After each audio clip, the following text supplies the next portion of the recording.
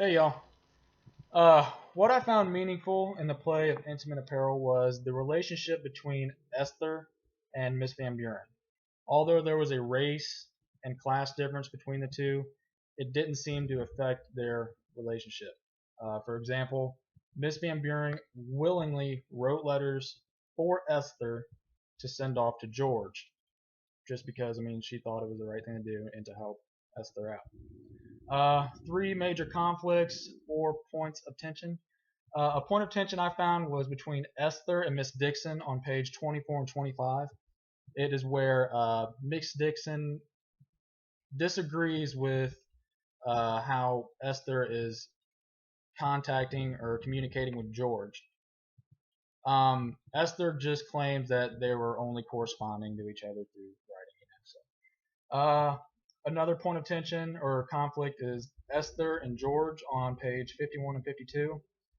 Esther becomes aware of the affair between George and Mamie, and after Esther gave George the money, she regrets it because of what he's doing. It's Another one is Esther and Mamie.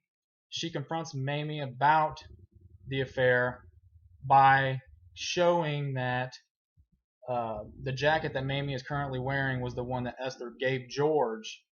It was that special jacket that she had made for George. Does this play reinforce, resist, or reinvents the African American experience? I believe it reinvents, because this play was written in the 2000s, but it was based on something that happened in 1905 in Manhattan, and it brings up the whole idea of slavery and immigration, and just the whole idea of African American oppression. So I believe it reinvents. Do stereotypes still exist in the African American group or in other groups? I believe so. Yes, for sure.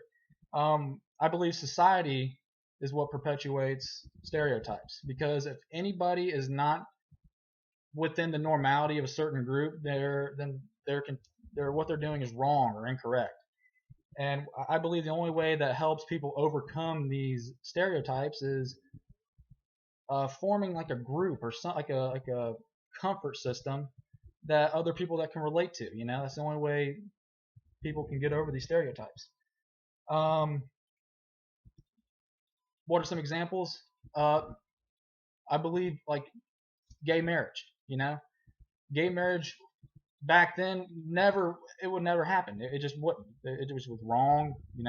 But today, in today's society, it's not about religious beliefs anymore. It's about love, and it's about, if you want to be with somebody even though they're the same gender, love overrules, I guess. That's all I got for you guys. Thank you.